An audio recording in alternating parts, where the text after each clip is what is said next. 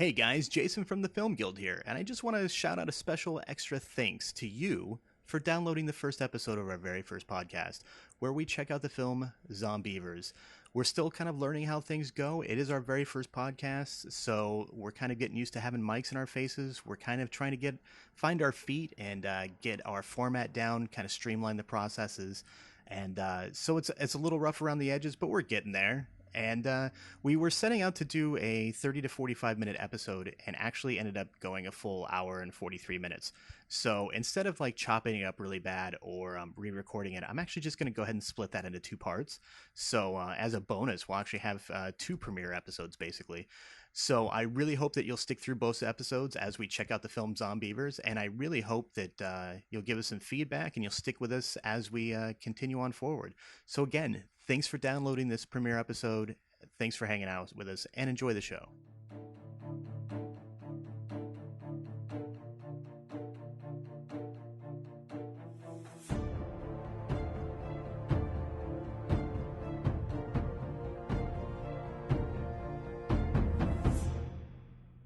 So welcome to the Film Guild, guys. I am one half of your host, Jason Stoller. I'm here with my firstborn. Say hello. What's up, guys? This is Fred. Hey, so together we are the Film Guild. We are exploring the vast ocean of cinematic cheese so you don't have to. That's our thing. That's our thing. And if we deviate from it, go fuck yourself, right? Well, here's the thing. Like, we're going to automatically contradict ourselves because it's not always going to be cheese. Like, there's going to be good films in there. Basically, we just decided we're going to cover films that maybe people haven't heard of or haven't received enough attention, mixed in with some of our favorites that maybe people haven't heard of. And sometimes it's just complete garbage, thrown into the list because we love you that much. Not gonna lie. So the very first movie we're starting our premiere episode, and if you are listening, which obviously you are if you're hearing my voice, thank you so much for checking us out, and I hope you continue to listen, that we don't suck so bad that you just... Well, bro, we can't tell them that we suck yet. We gotta wait till like midway through. Yeah, right, exactly. So we are checking out the new cult classic. What are we watching? We are watching Zombeavers. Zombeavers. Why did you choose Zombeavers to be like our premiere episode? I'll be perfectly honest, man. All had to do with the Netflix box art. All had to do with that. Yeah? That's like how I decide 90% of my movie watching these days. Is just, does a box art look interesting? Yes? Alright, we're watching this shit. It, when you told me this, because we started talking about this a couple of weeks ago, you were like, first thing we're going to watch is Zombeavers. And I thought, well, that's kind of perfect, right? I mean, Zombeavers. And I knew nothing about it. No. This is one of those rare films I didn't read anything about it either. Netflix says it's a group of randy college kids partying in a woodland cabin gets a nasty surprise when a horde of ferocious zombie beavers attacks. Like, seriously, you don't need to know anything more than that. That's the movie. No, that sells you immediately. Right? So before we dive into this, we decided, like, before each of our podcasts, we're going to drink a unique beverage. Tonight, I'm doing a little bit of Captain Eli's Blueberry Pop. Although the captain's, like, missing half the letter, so it's like Captain. It's Captain Eli's Blueberry Pop. Nice. How is it? It's actually not bad. I was expecting it to be, like, a lot... You know how, like, Orange Crush is super orange, right? Right. I was expecting something closer to that. No. It's not too overwhelming. I'm drinking Stewart's Fountain Classics Key Lime. Yeah, boy. That you left at my house when you were here last week. Well, I knew that you wouldn't be able to go out and get your own specialty soda, so I'm like, I gotta give him this care package. I appreciate that so very much. It's very good. Half of it's gone already. So I guess we're gonna jump into Zombeavers, which I have to tell you is not a Sharknado. Sadly, no, it's not. Well, I don't even know if it's sadly. Like, it was kind of pleasantly surprised because I find, like, Sharknado, I can only really watch the Riff Tracks live version. I really can't watch Sharknado by itself. And I kind of was expecting that. And when I watched this, it's like totally opposite. It's like, it's a horror movie. It's like they really set out to make a horror movie. I was so surprised. Well, I was saying sadly because there's no Tara Reid. And there's no missing hands, and it doesn't get too over the top, surprisingly enough. I expected to go, like, way overboard, and it's surprisingly mellow beyond the basic premise. It really, like, if you can get past, they decided, like, this is supposed to be a shout out to basically the 80s horror movies. Yeah. They decided not to really go tongue in cheek and not be a joke. They decided to go straight-laced horror. I They mean, didn't want to fairly, do yeah. CGI, so the only thing you have to get past in this that's maybe a little bit over top are the beavers. They're animatronic puppet beavers, basically. Yeah. I said I think I texted you while I was watching the first time, and I was kind of like, this is like what happens, like when the gopher from Caddyshack gets a hold of Bill Murray's stash. That's what I mean. It's kind of like that type of animatronics. It's funny that you draw that comparison because just before we started recording, I found out that John Rubin, who did this film, Sure. did an AMA on Reddit, and he actually brings up that I guess at one point their quote hero beaver Right. kind of went on the fritz for its animatronics, so they were stuck using a bunch of their backup ones, which leads to at times the beavers looking terrifying, and other times them looking like the gopher from Caddyshack. So I think you Nice. nailed that comparison dead on. Nice. So I guess we can jump into the technical part of this, right? Runs right about I think 88 or 90 minutes. Yeah, I was about to say it's like an hour 29 or so. I can't find like budget info on this. All they basically say is it's low budget. Yeah, I could only find how much it grossed worldwide, and that was about it. It's directed by Jordan Rubin. It's written by Jordan Rubin and Al Kaplan and John Kaplan, and apparently the three of them were working on another screenplay. And they were like walking down the street, and somebody's like, "What should our next thing be?" And somebody goes, "Let's do a zombie movie or something." And Rubin was the one who asked, hey, or was basically said, "Hey guys, we should make a film." And apparently, the Kaplans both said, "Well, what about Zombeavers?" So the film basically worked backwards from the title. yeah, and like Jordan Rubin laughed at it and said, "That's it, let's do it." And they thought he was kidding, and he wasn't, and it took off from there. Jordan Rubin, this is his first film that he's directed. At 41 years of age, and so that gives me like great hope that Yeah, there's still a chance for you. There's hope for me. There's hope still. So Jordan Rubin before this did stand-up comedy. He wrote for the Carson Daly Show. He wrote for the Late Late Show. He's also the guy behind that Mike Tyson cartoon on Adult Swim. Is he really? Yeah, that's his show apparently. I did not know that. I haven't watched it, but God, it seems like it's a thing. Yeah.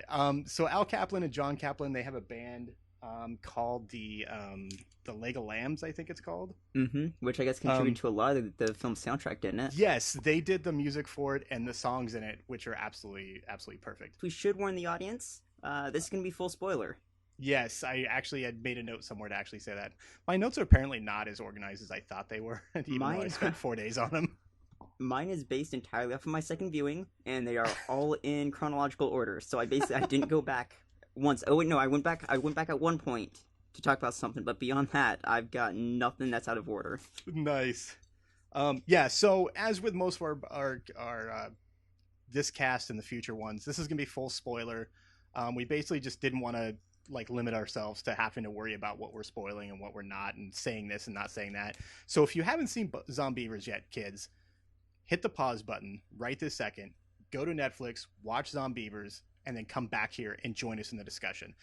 Each episode will basically say what our next episode is going to be. So in that span of time between episodes, people can run off and watch those and tell us what they thought about it on Twitter and Facebook and whatnot. So Yeah. but today it's all about Zombeavers. Can we talk about how this film is really all about? It's like a PSA against texting and driving, because we open up with a couple truckers, right? Yeah. And first of all, they're I like think we delivery driver, like medical waste delivery drivers. I'm not exactly sure what their job is, but I'm pretty sure that at some point in the future they will create Daredevil.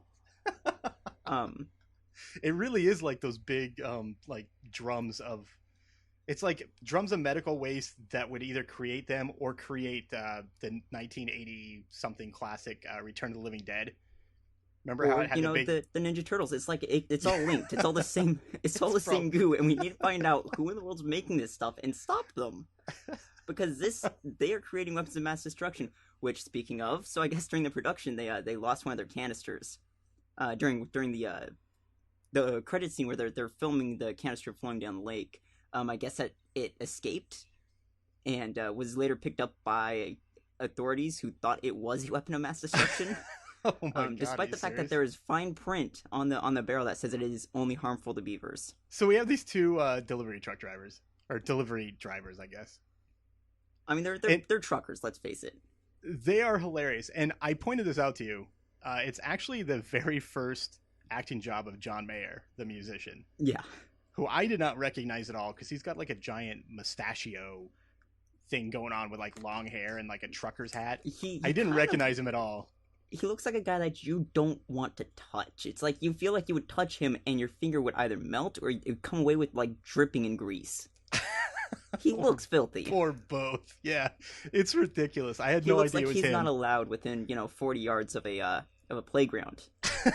We need a movie about these truck drivers. Like, I could watch these guys for hours just in the truck going back and forth. They are that good. They had the best. They had the best dialogue. Not really monologue, but dialogue. Like almost in the film. It was beautiful. You want to talk about that? I've got like some like quotes written down, but So I don't have actual quotes, but here's the thing that I noticed just today when I was rewatching it. So was there a bit of a romance subplot between the two? yeah, I honestly think there was. Because it's like the one takes a very keen interest in the guy's past relationship. Go ahead and take that off. Yeah, well, that was actually my quote. Was they're kind of talking. The guy starts out. The driver is like, and like 4 months later, she's pregnant again, and like on the way to the clinic, she says, "Do you love me?" And he's like, does that make me like an evil person? And it's like, yeah, am I going to hell for that? What is happening here? So then all of a sudden, like out of nowhere, he says, I dated a guy once, and it's like, I literally, I think I spit out a little something, and so this is the quote. I wrote it down. He says, "Easiest week of my life. Not the sex. That was brutal. It's not the dick. It's the whiskers. Man, it just creeps you out." And I just went, this movie is going to be amazing. Immediately after that, the one pulls out his phone and starts texting. And this brings me to my point. This clearly is a film about not texting and driving, because after he pulls out his film, he hits a fucking deer. Now, first of all, when your partner's telling you, "Hey, by the way, there's a deer further up the road," I don't care who you are, man. You kind of perk up at that. It's like, whoa, there's a deer somewhere. That's neat. Then he hits the fucking deer and it explodes. Can we just talk about the flip phone? Yes. Like, he's got a flip, so he's like, this isn't like, like corrective texting or anything. This is like full on T9 texting. T9 shit. He's like flipped it up and he's looking at it, and his friend's like, "Do you see that deer up the road?" And he's like, "Yeah, I see it." And then like the biggest splat of like deer I've ever seen in my life. Like, it explodes. Here's the thing, though. I mean, kudos to him even staying on the road with that, because it's like, I remember T9, man. I couldn't walk a straight line and text on that thing, and I tried so much. I can't tell you how much merchandise I knocked down at Walmart's texting on that old flip phone. But yeah, so they hit the deer explodes, and as a result, one of the canisters like gets knocked out. It rolls down the road and into the river. These are the laziest drivers in the world, right? Because it's like, the driver asks his partner, John Mayer's character, to check the back, right. And he kind of glances back and he's like, it's probably okay. Yeah. I'm gonna go check the front. Right. And they speed off. But here's the thing: is it's like, what are they gonna do when they get to their job site? It's like, oh, by the way, we're missing one of these canisters of waste. It's probably nothing. Just maybe somebody ran the numbers wrong, but they're gonna know. Yeah, well, I mean, you're going to drive up in a truck that's completely covered in, like, deer guts. Yeah, exactly. And I love how, like, he, like, gets out and looks at the deer guts, and then he gets in the truck and looks at the driver and goes, "He ain't going to make it." It's like, I don't know what. Those guys were perfect. I don't know. It was great. So, now here's the other problem. Okay, so our title sequence brings us, like, following the canister as it flows through the lake and everything. There's all these animations. So this brings me to a new question, right? So can we expect zombie fish? It's possible. The thing is if you notice, right, it doesn't, like, it floats down the river until it gets to the beaver dam. And then apparently it hits a stick or something, and the stick punctures it. That was next to my notes, yeah. After the canister's journey, a stick punctures it? What the fuck, man? What is this thing made out of? And what velocity was it traveling down the river to the point where it gets impaled by a stick and, like, sprays its contents all over the place? Apparently contents under pressure, because it just, like, sprays everything, including the beavers and the beavers' den and the beavers' whatever, home. Beaver Lodge. I learned a lot of beaver terminology in this movie, actually. I forgot to look up my beaver facts. I was gonna have a whole list of them to just spout out at random, like whenever there was dead air. Completely forgot it, man. I spaced it. So yeah, so that's basically the prologue and the end of the credits and whatnot, and then we get into the meat of the movie. Right. Yeah, we're introduced to our first character, which what'd you call her? I called her Pretty Girl. Well, I could have sworn that you just called her Crying Pretty Girl. Or yeah. There's something about crying in it, because she constantly looked like she was about to cry. You're introduced to, her name is Jen, And Ah. she's one of like the common. We'll talk about it in a minute, but kind of the common core archetype of like girlfriends that are going on a trip. She's the broken pretty girl. Yeah. Jen is broken up with her boyfriend. She's in the bathroom, like texting him back and forth and crying on herself. Well, And, that's the thing, though, is it doesn't seem like they're broken up. It just seems like they're going through a really rough patch. yeah, I could go with that probably. Sure, they're having difficulties. Well, because that's the thing, is it's like you look at their text messages, because it shows it, by the way. And those aren't like, I just broke up with you text messages. Those are like, hey, yeah, I got caught doing something, but we haven't broken up just yet. We aren't at the point where we're going to cut all communication yet. Yeah, that's a good point. That's a good point. But she's definitely broken. Oh, yeah, yeah. No, there's no doubt about that. And yeah, so she's texting him. She's gonna put some makeup on. There's pounding on the door. Some guy pounds on the door, and it's a big trucker, and he's like, "Oh shit!" Right, which, honestly, that, And it's like, you know, for you, that other line made you, fucking hell.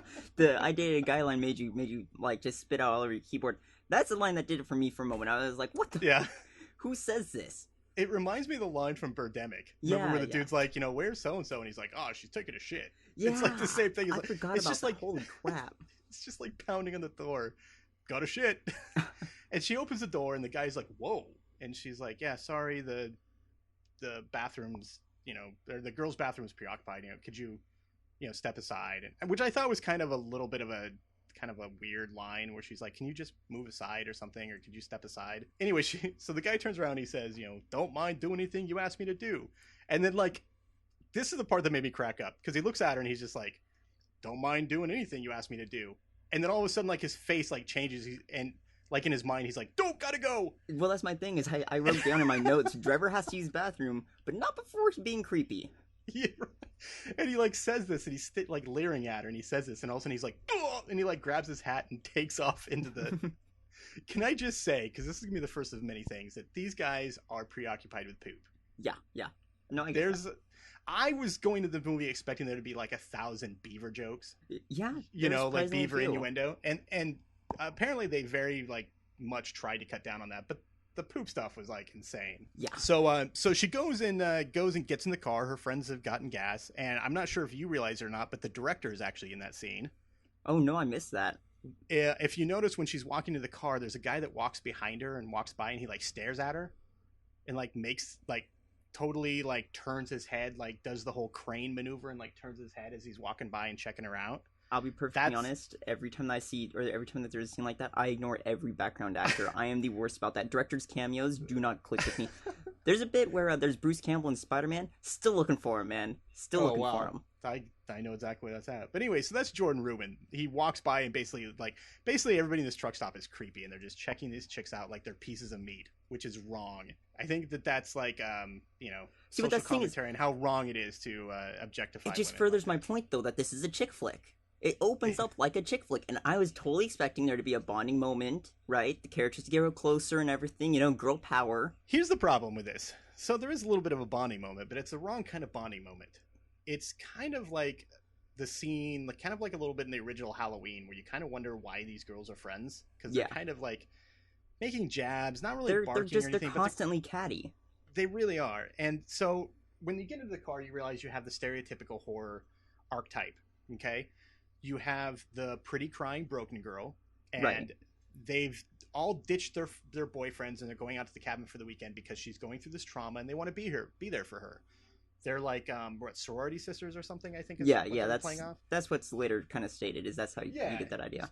Right. So you've got the broken crying girl that everybody's there for. You have the smart kind of good girl, right? With the glasses, mind you, she has glasses. Yeah, so like Velma. She's smart, right?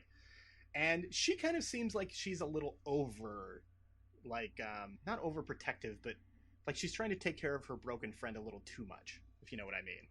I didn't catch that at first, but on my second viewing, I get that. She's kind of like, hey, it's all for you. It's fine. Well, I was about to say okay, so you watched IT Crowd, right? Absolutely, yeah. Right. IT Crowd is amazing. Yeah, you remember this scene where all the dudes believe that they're getting man periods? Yes. Right. And so they propose a girls' night. That is literally the opening to this movie.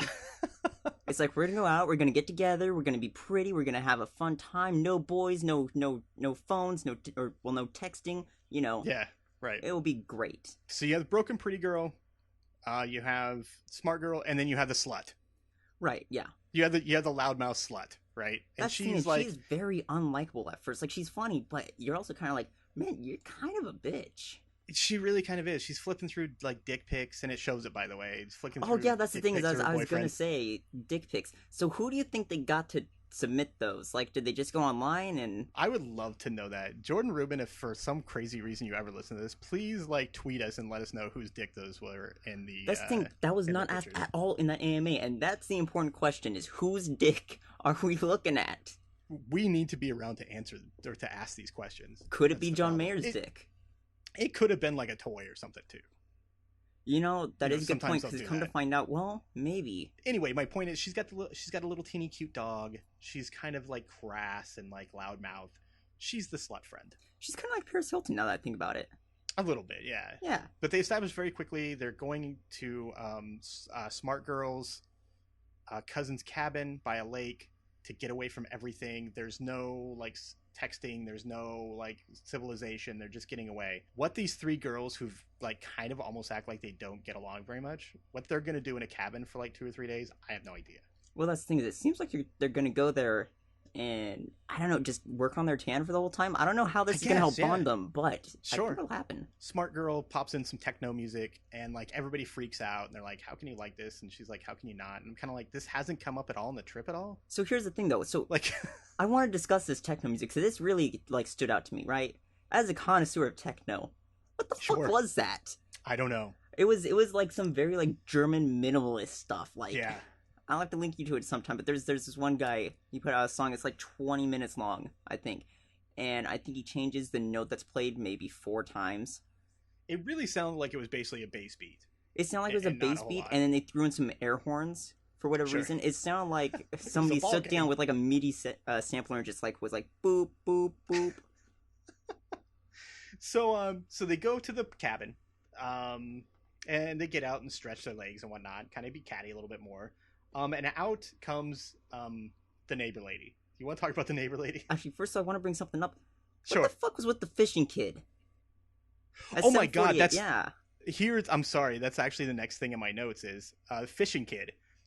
So there's a kid at the lake fishing.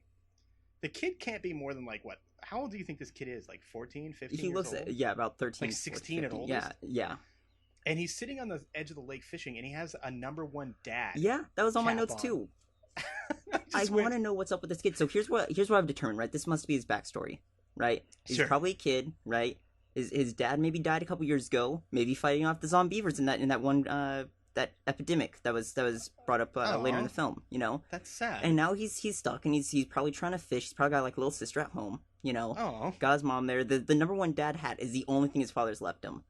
Oh, that's fucking horrible. And then the Zombeavers get him. Oh, I think. Yeah. No, here's the thing though: is it very well could be the Zomfish. I'm not entirely giving up on that yet. Yeah. So there's this is your first inkling that there's something wrong. As he's fishing, something grabs his fishing line and like yanks the pole out of his hand. Now here's the other thing though: is he's 13 years old, so for all we know, it could be a big fish. It really could be, yeah. I mean, he didn't look like he found Loch Ness Monster. That was definitely a thing. I guess we can assume then that whatever is working there is like they work in a team. The girls drive up to the house, her cousin's house, and they get out and stretch their legs. Slut girl. I feel horrible for saying this, slut girl. Let's just call her Zoe, because that's her name. So Zoe lets her dog down to run off. She says, oh, go run off. And then over comes the neighbor lady. You want to talk about the neighbor lady? That neighbor lady, what's her name? Mrs. Gregerson? That's it, yeah. Is fucking amazing. She was great, wasn't she? Because first of all, so we open up the whole thing and fucking the slutty chick, Courtney Palm's character, who's the only name I memorized out of all of these people. We'll find out why later. Anyways, she's not very nice. She's a not very nice lady to Mrs. Gregerson, who seems like she's just some nice older lady. And out of nowhere, Mr. Gregerson just flips. See, so Mary, smart girl, like says to them, "Oh, here comes Mrs. Gregerson. Like she just wants to come check up. Like just be nice to her." And she walks up, she goes, "Oh my gosh, you've grown so big," and Zoe says something like, "Well, her tits are still small, but blah blah blah." So she's like, "Well, what are you guys up doing or something?" She was like, "Oh, well, we were gonna have sex," and That's Mr. where I was going Gregerson for, just yeah. kind of goes, yeah. She's like, and then all of a sudden out of nowhere, she goes, "Just kidding. We're like, none of us have ever had sex ever." And like Mrs. Gregerson kind of goes, "Oh, that's okay," and then like starts in on this little mini monologue. Like the fact that she calls her daughter a slut. She- There's some very like weird remarks during that. Sometimes she brings people home and I don't even know what sex they are. I don't know. It cracked me up. It was the greatest. Yeah.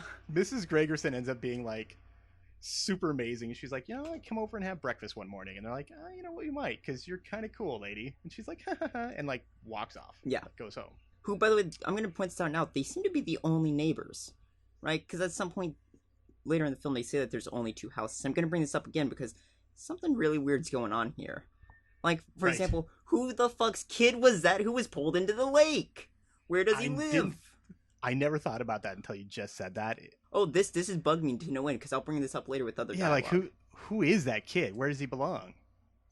That's why I want a movie about him. I want a prequel to Zombeavers about this kid. It could be a drama piece. I would even accept it as a period piece. Fuck it, I'll go for it. He's a time traveling little kid who gets sucked up by beavers. I will watch it. Wow. So the girls go inside, they get settled. And this is like a really bizarre part to me too, is they go inside and like Zoe sets her dog down and says, "Okay, go potty." Right, Gosling. Yeah, and the dog like runs off to like the bookcase and like pees on the floor. And I'm like, was that dog just not outside? Like there was like something apparently I wasn't getting. That didn't bug me as much as now I have to question who cleaned the dog's piss. Right. Who did it? Because later nobody makes a remark about that. Nobody makes a remark about the smell of dog piss. There's no like puddles or anything. Somebody's got to clean that up. You can't just leave that laying around. But who's gonna do it? Zoe clearly won't. It probably, which means that clearly Mary has to. It evaporated. Is that well? Because that's the thing though. You still have the smell. It's true. Then becomes the great cell phone text landline debacle. Do you know what a landline is? Yeah. Who doesn't know what a landline is? I don't know.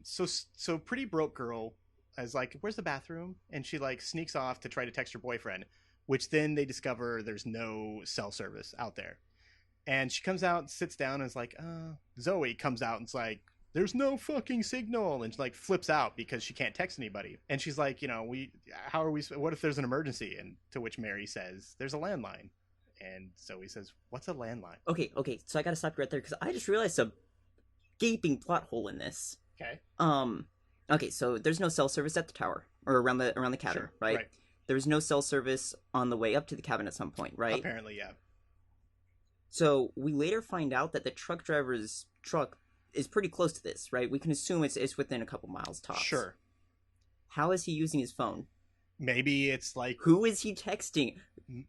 Maybe he has a really old phone that runs off of an analog tower or something, and that's why he's got the flip phone, right? Is he... Oh, shit, that makes sense. And he drives this route so much. And I mean, clearly, he's a serial texter. That he's got to get this phone specifically to keep up with his texting habit. He probably even gets his Twitter stuff through SMS still. Bingo. Gotcha. Holy shit. Well, we solved that, all right? Bingo. Ruben, we did your job for you. So there's a little bit of bickering back and forth or whatnot, but finally they're like, you know what, let's just go have a good time. So they go out to the lake, and they're like, Zoe's also the one who like talks about trash in the lake, because they have like one of those big wooden raft things that are like anchored down, that you like swim out on, like in Cabin Fever. They go out and lay here's down another thing about that lake. Thing. That is the filthiest lake I've ever seen. It really is. Doesn't seem like much. Like, in fact, somebody says, "Is it Zoe?" It's like, "Are we gonna go swim in that marsh?" I think it's Zoe. She makes a remark about them dumping trash out there in this movie. It's like, have you never seen a lake before? Right. Or not like a raft before? They've got it anchored for people to hang out on it. It's like, man, I would not. You couldn't pay me to swim in that lake. Actually, probably could. It could be pretty cheap. Give me $5, I'd go swim in it. Yeah. So I mean, I would do pretty much anything for $5. You heard it here first, folks. Swim in a lake, eat a Klondike bar. Yeah, we're probably gonna like do a spin-off series on things that you'll do for $5. If you guys would listen to that show, text in and let us know. Oh man, I got some stories about doing really stupid shit for $1. But that's for a later time. They decide to go out and go swimming, to which we then find out very quickly which actresses had nudity clause in their contracts. Hint, there's only one of them. It's a slutty one. Hence why she's the only actress whose name I actually remembered. She, like, takes her top off, goes swimming. Thank you very much for that. Right? So her excuse for that is no tan lines, yet she leaves her bottoms on. Now, that's still going to leave a pretty major tan line, especially since that's not a very, like, that's still a pretty conservative bikini bottom. Sure. I mean, if you want no tan lines, you got to go all the way. With that line about the whole topless no tan lines thing, after that, Mary makes a remark about how Miss Gregerson probably swims topless. Yeah, right. Now, were you not expecting them to at some point have the Gregersons swimming in the lake and Miss Gregerson to be topless? I did half expect it. Because I completely was. I was like, all right, so they've got to do this at some point. But there's no payoff. They set it up and there's no payoff. I would have been okay with that, for the record. So this is where it starts getting interesting, right? Because they're all out on the raft. They're rubbing suntan lotion on each other. Well, I'd argue that it got interesting about 5 minutes ago. Okay, well, sure. It gets more interesting. As they're on the raft, somebody, I think it's Jen, looks out and says, hey, there's a beaver den. I've always wanted to see a beaver. They go swimming to the other side of the lake, basically, to check out the beaver dam and hopefully see some beavers. But what do they find instead? They find nothing. But a bear! So here's the... That's what I've got written down. So here's the couple of things I wrote down on my notes at this point is they all live in Indiana, supposedly. And yeah, apparently. One person says, like, I know what a beaver is because I've grown up in Indiana, and so should you. But, yeah, Mary says that, yeah. But Slut Girl, Zoe, like, has a really weird Southern accent. That's the thing is, so they all apparently grew up in Indiana, but Zoe's the only one to pick up an accent. She really has a Southern accent most of the time. Yeah. And it's kind of weird. And so they're looking at the beaver den, and it's, like, covered with green, what we know is the toxic ooze. They basically say it's beaver urine. Yeah, I've got that written down, too. It's like, what the fuck are you guys thinking? It's what piss is green? Right. Well, it's like, okay, I might not have ever seen a beaver, but I wouldn't assume automatically that, oh yeah, there's something green. That must be beaver piss. Squisgard Squig Elf probably urinates green. I mean, he would know. So she's like, so Zoe says, you know, who would piss on their own house? And she's like, well, that's not their house. It's the den. They live in the Beaver Lodge. And she points over the Beaver Lodge. That line. And I'm like, oh, so there's a dam and there's a lodge. Nice. I'm learning, right? I mean, it's a movie, you can learn things. Yeah. And so they go look at the Beaver Lodge, and it's also, like, covered in green ooze, to which Mary says, fine, they piss on their own house. Are you happy? To which, all of a sudden, you hear what you think could quite possibly be a beaver. You hear the bruh, and it's a fucking bear. See, that's the thing, though, is I wrote down bear wants your tits. So clearly we went two very different directions with that. I was just amazed to see this bear. Well, it gets a surprise headshot. Probably no scope, I'm gonna assume. Though it walks it off like it was nothing, so, you know, take that as you will. By a new character that we were just introduced to called Smith. Smith, with a Y. With a Y, you know, in case you ever need to write a check. And, right. And I'm looking at this guy, I'm like, who is this guy? I recognize him. It's the main cop guy from CSI Miami. Yeah, so that's the thing is I was looking on IMDb earlier, in their, like, little discussion board. Did not realize that was who that was. He looked familiar, I'll admit, but I had no clue who. Yeah, I recognize him, but not, for people who are listening, not, like, David Caruso or whatever his name is. Not the redhead, you know, who's got sunglasses. He's like, I shot a bear. No, he's like the main, like, he's like the detective or whatever that works with him and does all the actual cop business. So he comes up to him and one of them says, we're just looking for beavers. To which Smith says, aren't we all? And I'm like, oh Lord. I must have missed that fucking line. So Smith is like lives out there. Well, here's the thing. So there must be more than two houses because he lives out there somewhere. Well, that's the thing, and this is what I've got written down because this was what I was going to bring up earlier. Is he says that they live in a full neighborhood, you know, with kids and stuff, right? Right.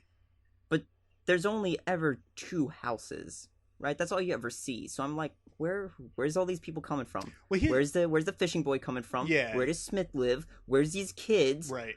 I'm not entirely convinced, but maybe the Gregersons just have a huge ass family. It's not like Crystal Lake.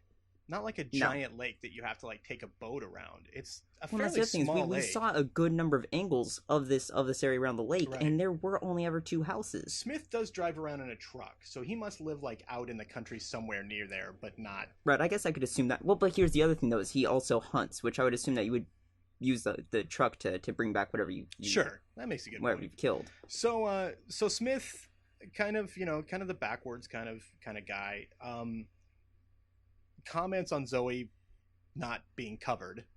Zoe's at Right. this point like has her boobs in her hands basically though. So, and Here's the thing: so did you notice that she covers up at the sight of the bear? That's her first Right. instinct. Is like, better not let the bear see. Hence, why the bear wants yo tits. That's why the bear's gonna attack. it makes sense. I completely agree with you. Mary says, "Oh, her suit's like in the water or something. She has to get it."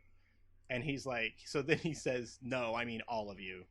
Like we have families out here, and there's children, and like you're running Yes, that's around what I in was saying. bikinis He's- with tattoos, it's- and It's it's like." a neighborhood with kids, but there's only 2 Right. houses.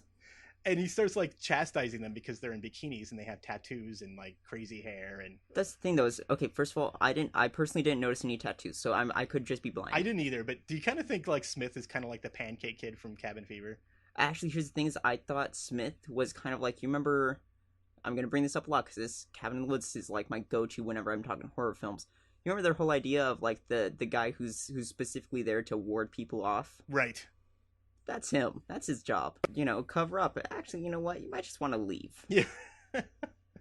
So they kind of just like give him the nasty like college girl eye and like stomp off back to the house. It's nighttime.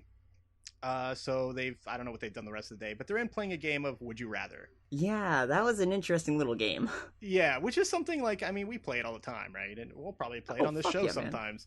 Oh, I guarantee it. But it was kind of the most bizarre Would You Rather that I've ever heard. So basically, Slut Friend goes to Broken Pretty Friend and says, "Would you rather, what was it? Would you rather watch your mom get murdered or get raped By your dad. Oh, yeah. Would you rather see your mom get murdered by your dad or get raped by your dad?" By your dad while your mom watches. Yeah. Right. Yeah. And I'm like, what the hell? Like, what happened in this girl's life? You know what I mean? Here's my It's thing, like, right? Is they just don't know how to play Would You Rather. It's like you have to have 2 very comparable level things. It's Right. like neither of those are very comparable, and you got to start out slow. You don't immediately jump to dad rape, yay or nay. yeah, it's like dumping ice down your back or something. You gotta ease, Exactly, you yeah. gotta ease into it. To which I mean, she, you're just gonna quit the game immediately. Right, These girls, they are not very good sorority sisters. Hence why they need a chick flick. They need the bonding shit.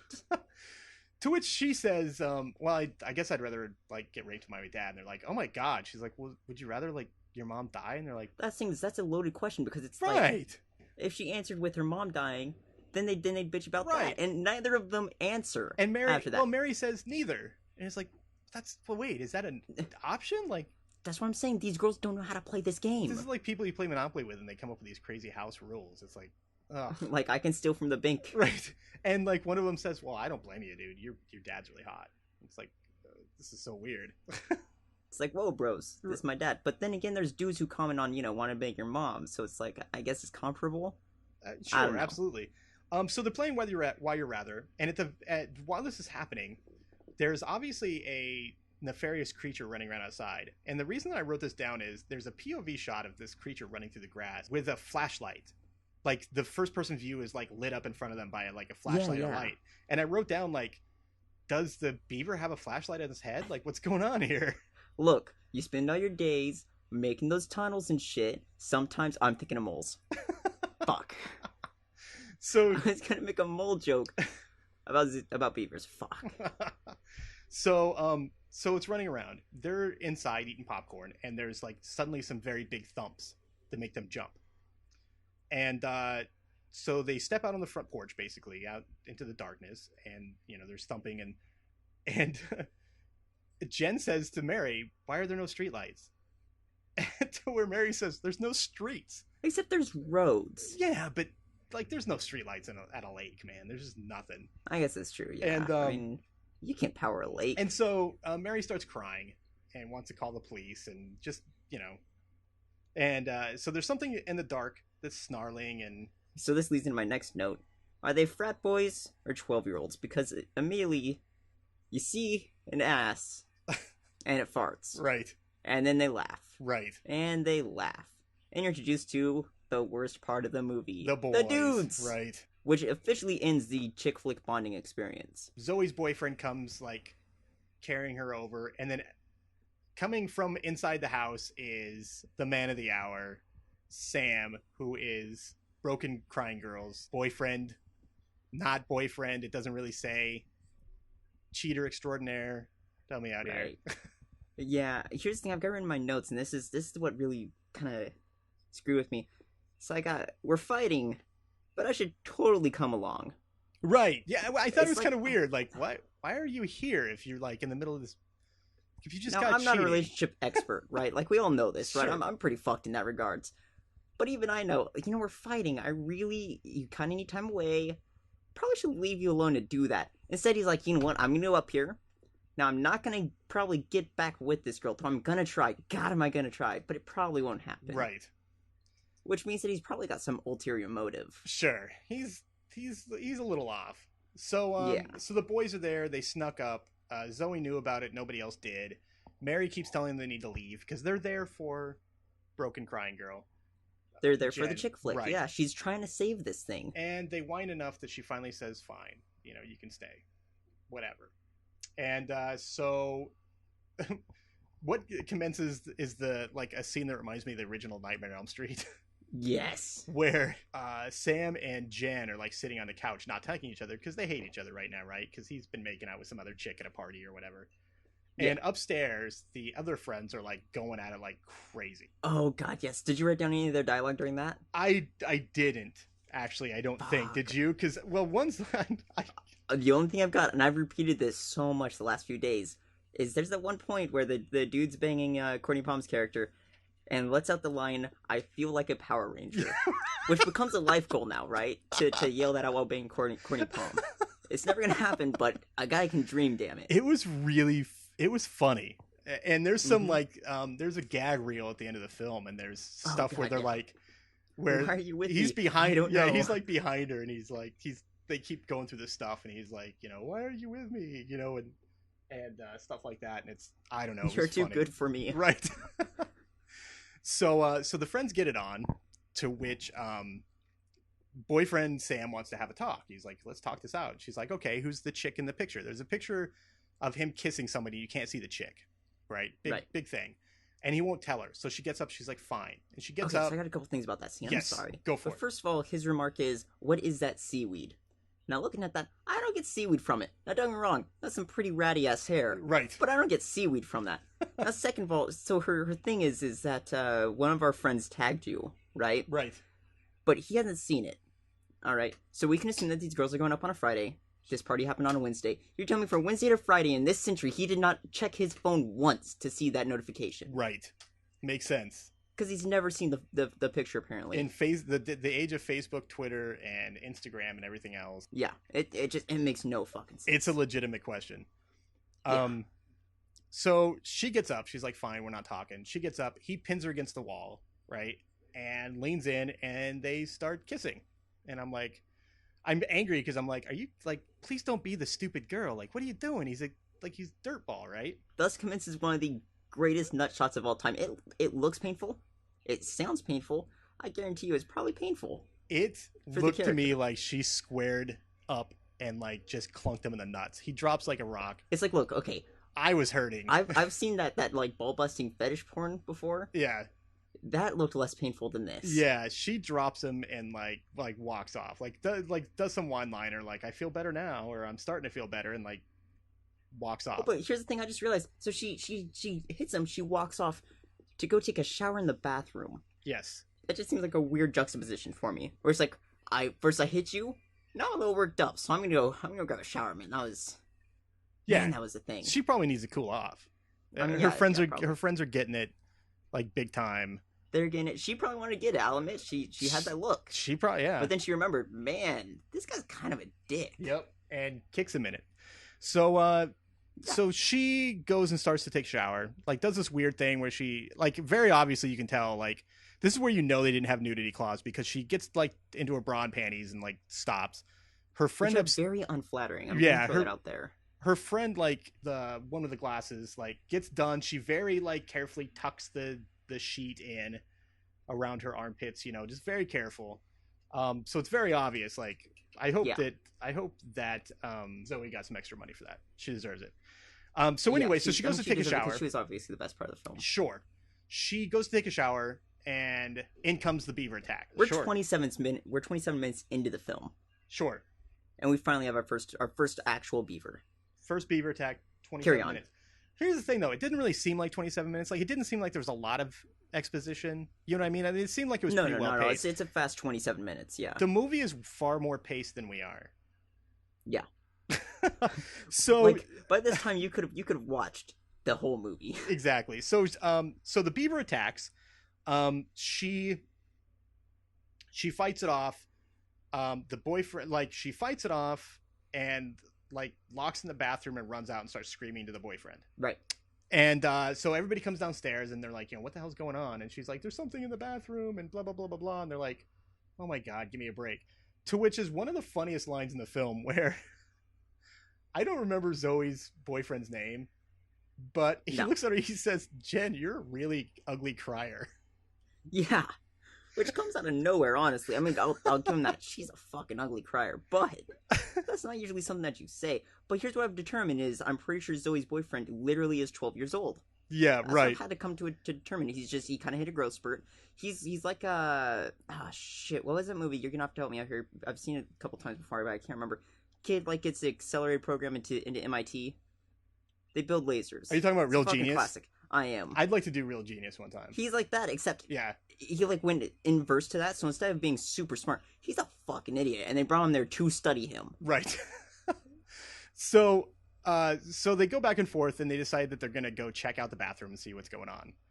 To which the boyfriend Sam, like, goes up with the baseball bat or whatever it was, like, sneaks down the hallway, and everybody's making fun of him. And basically, he's the one going up with a baseball bat. It's like, you guys can't make fun of him anymore. He's the one who's taking charge. Right, but everybody's like, you know, oh, you're a pussy. Like, I'll go, you know. So Mary's boyfriend goes in there. The beaver is hiding under the sink. Right. How? I don't know. Why? They're smart beavers. This beaver is fucking genius. They are smart beavers.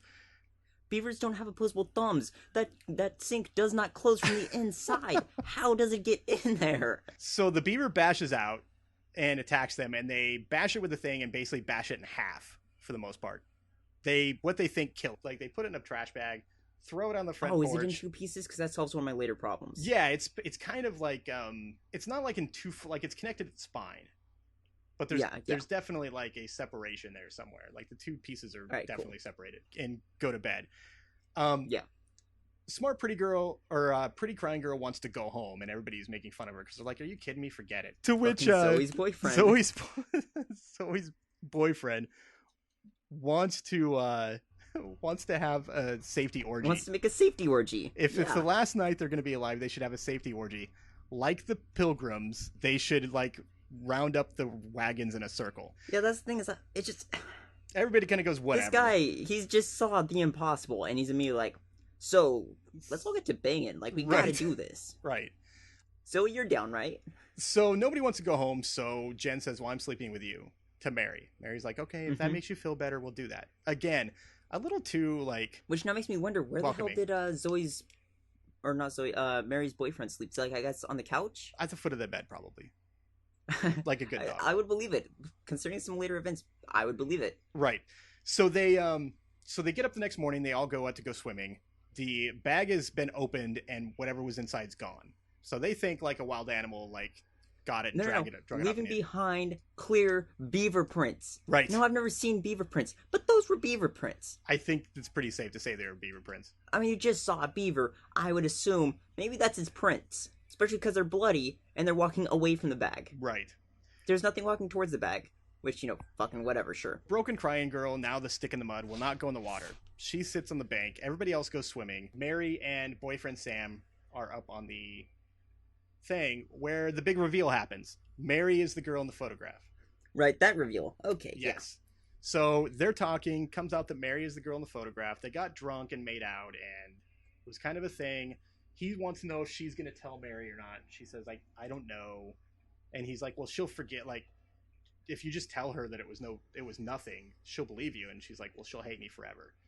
And so they're kind of contemplating back and forth. But while he's like teasing her and poking her, and she's like, are you out of your mind? Like, in the water, Mary's boyfriend gives the stink eye because he kind of knows what's going on. Oh, see, I didn't catch that. Yeah, he like glares up at him and kind of like stops for a second and watches him. He kind of senses something's up, but he doesn't really have time to process that. So they're making fun of